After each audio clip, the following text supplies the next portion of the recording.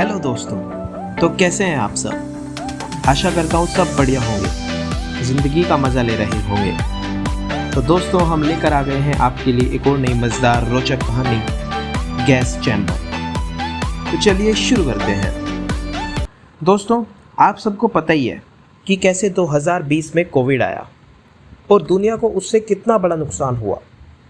Covid से India में ही लाखों लोगों ने अपनी जान गंवा दी और फाइनेंशियली तो उसने सबको बहुत ही इफ़ेक्ट किया। ऐसे ही 1984 में भोपाल गैस ट्रेजेडी हुई थी। उसमें करीब ऑन पेपर 4000 लोगों की मौत हुई और रियल में तो वहाँ के लोगों का कहना है कि 16000 से ज़्यादा मौतें हुई थी। कैसे एक गैस लीक होने की वजह से लोगों को अपनी जानें गंवानी पड़ी। अब आप ये सोच रहे होंगे कि मैं आपको ये सब क्यों बता रहा हूँ। दोस्तों, मैं ये इसलिए बता रहा हूँ क्योंकि आज की कहानी ही कुछ ऐसी है। ट्यूसडे का दिन था। 4th पीरियड हमारा लाइब्रेरी का था। सब बच्चे लाइब्रेरी में गए और अपने पसंद की एक एक किताब उठाने लगे। तभी वहाँ हमने एक शेल्फ में कुछ अजीब सी बुक्स देखी। जैसे ही मैं और मेरे दोस्त उस शेल्फ की तरफ गए तो लाइब्रेरी इंचार्ज मैम ने हमें रोक दिया और ये कहा कि ये बुक्स आप नहीं ले सकते रीड करने के लिए, क्योंकि ये अलाउड नहीं है। पर हम ठहरे शरारती बच्चे, जो काम मना किया जाए वो तो ज़रूर करते थे।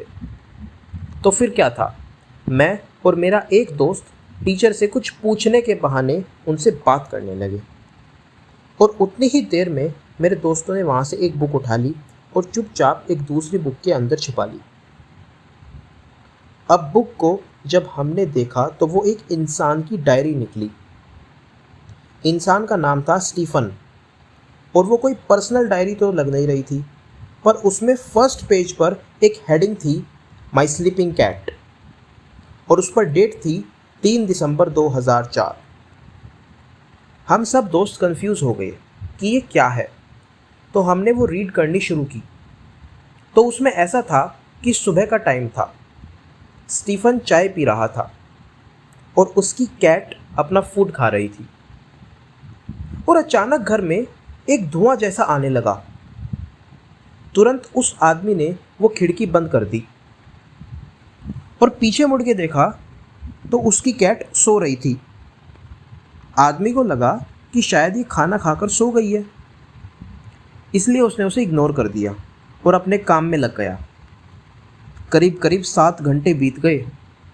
उस आदमी ने देखा कि अब तक उसकी कैट नहीं उठी और वो उसे उठाने की कोशिश करने लगा, पर वो तब भी नहीं उठी।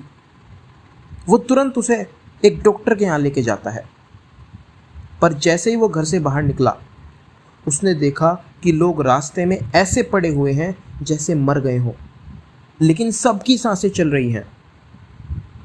सब उस कैट की तरह ही सो रहे थे, गहरी नींद में।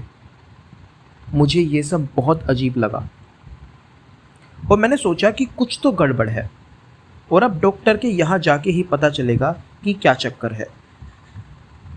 जब मैं डॉक्टर के यहाँ पहुँचा तो वहाँ मैंने देखा डॉक्टर भी उन्हीं लोगों की तरह गहरी नींद में सो रहा है।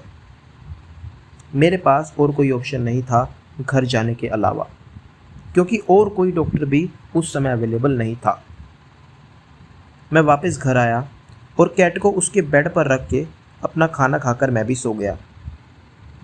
अगले दिन मैं न्यूज़पेपर में पढ़ता हूँ, फ्रंट पेज में आर्टिकल था, more than 30 population is in deep sleep. अब मैं समझने लगा था कि ये सब कुछ शायद कल उस धुएं की वजह से ही हुआ है। अब कोई ऑप्शन नहीं था। पुलिस वगैरह ने भी जो लोग रोड में सो रहे थे उनको उनके घर तक पहुंचा दिया था। 3-4 दिन हो गए और अब तक कोई भी नींद से नहीं उठा था। बड़े बड़े हॉस्पिटल्स के डॉक्टर्स ने उन लोगों को अजीब अजीब से इंजेक्शन भी लगाए ताकि वो उठ जाएं, पर कुछ फ़ायदा नहीं हुआ। पुलिस ने उस धुएं से रिलेटेड जांच शुरू कर दी थी।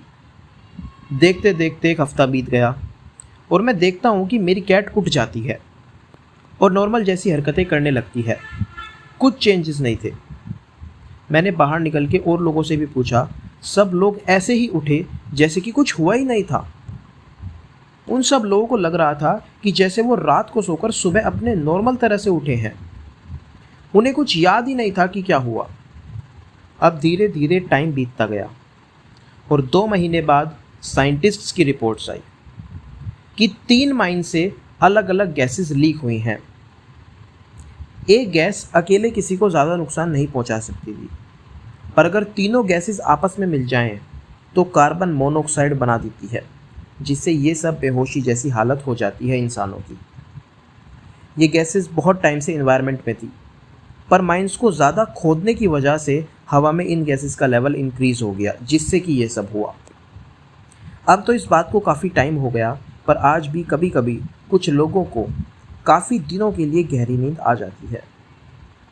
यहीं पे वो डायरी ख़त्म हो जाती है। मैं और मेरे दोस्त ये सोचते हैं कि ये डायरी यहाँ आई कैसे, पर इस डायरी के इंसिडेंट से हमें ये पता चलता है कि अगर हम इन्वायरमेंट में कुछ भी बदलाव करते हैं तो वो ज़रूर हमें हार्म करती है। कैसे आजकल लोग अपने प्रॉफिट्स के लिए पेड़ काट रहे हैं, धरती को अंदर से खोखली कर रहे हैं और ना जाने क्या क्या चल रहा है। और जब धरती जवाब देती है ना, तो उसे पेंडेमिक बोल देते हैं। तो दोस्तों, कैसी लगी आपको आज की हमारी ये कहानी? कमेंट सेक्शन में ज़रूर बताएं। अपना फेवरेट पार्ट भी मेंशन करें।